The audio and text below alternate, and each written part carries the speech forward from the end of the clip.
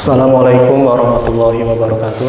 Waalaikumsalam. Innal hamdalillah nahmaduhu wa nasta'inu wa nastaghfiruh wa nastahdihi wa na'udzu billahi min syururi anfusina wa min sayyiati a'malina may yahdihillahu fala mudhillalah wa may yudhlil fala hadiyalah. Asyhadu an la ilaha illallah wahdahu la syarikalah wa asyhadu anna Muhammadan abduhu rasuluhu la nabiyya ba'dah. Allahumma shalli wa sallim wa barik ala sayyidina Muhammad wa ala alihi wa sahbihi ajmain, amma ba'du. Faya ibadallah husini wa nafsi wa iyyakum bittaqullah faqad faza muttaqun. Qala Allah Ta'ala fi kitabihil karim, a'udzu billahi minasyaitonir rajim. Bismillahirrahmanirrahim. Ya ayyuhalladzina amanu kutiba 'alaikumus syiyam kama kutiba 'alal ladzina min qablikum la'allakum tattaqun.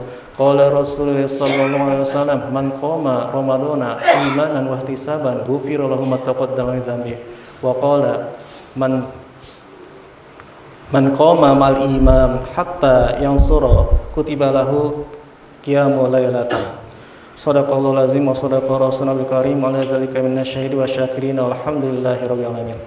Puji syukur hadirat kepada Allah Subhanahu wa taala, karena berkat dan rahmatnya alhamdulillah kita dapat berkumpul di sini dalam rangka menjalankan ibadah salat Isya dan salat tarawih yang sebentar lagi akan kita laksanakan.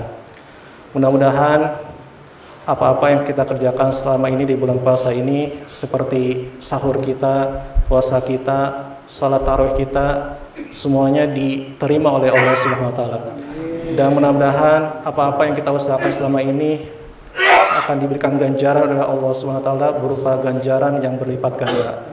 Dan semoga kita semua di sini pada akhir Ramadan nanti dijadikan sebagai orang-orang yang bertakwa. Inna lil muttaqina mafaza. Sungguh orang yang bertakwa akan mendapatkan kemenangan, yaitu berupa surganya Allah SWT. Dan bila kita berdoa, mudah-mudahan kita selalu diberikan kesehatan, diberikan rezeki yang baik, dan diberikan umur yang panjang. Dan mudah-mudahan juga marilah kita doakan semoga pembangunan gedung Alga segera selesai. Amin ya rabbal alamin. Salawat dan salam semoga selalu tercurah kepada junjungan kita Nabi besar Muhammad SAW, kepada keluarga dan sahabat dan pengikutnya hingga akhir zaman. Bapak-bapak dan ibu-ibu yang saya hormati, izinkan saya untuk menyampaikan beberapa kata sebagai pengingat untuk diri pribadi dan mudah-mudahan ada bermanfaat bagi jamaah semuanya. Bahwa ada 3 hal yang ingin saya sampaikan mengenai sholat tarawih. Yang pertama, sholat tarawih adalah sholat yang termasuk dalam sholat malam. Oleh karena itu dalam pelaksanaannya seorang individu harus melakukan sholat Isya terlebih dahulu.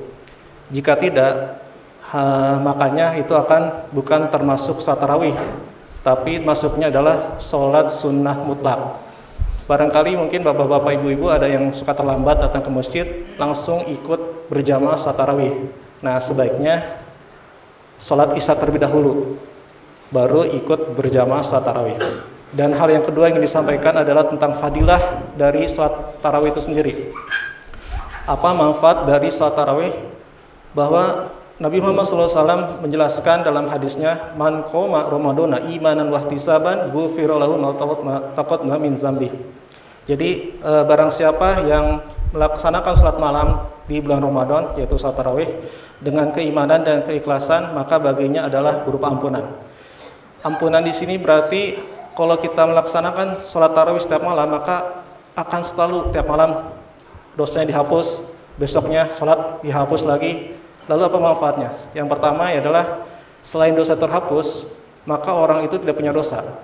Dan orang yang tidak punya dosa itu mudah sekali rezeki itu turun, gampang rezekinya itu sampai. Dan yang kedua adalah mudahnya doa-doa itu terkabul. Itulah ciri-ciri mudahnya orang yang tidak berdosa. Dan yang ketiga adalah dalam pelaksanaan sholat tarawih. Dalam sholat tarawih ini biasanya di masjid-masjid itu ada yang 23 dengan witirnya, ada juga dengan 11 dengan witirnya. Tidak apa-apa, silakan dijalankan masing-masingnya. Tapi ada keistimewaan jika dilaksanakan secara berjamaah sampai imam selesai.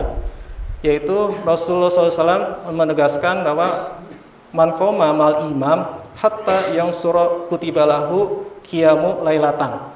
Jadi barang siapa yang sholat malam bersama imam sampai selesai, maka baginya seperti sholat malam semalam suntuk.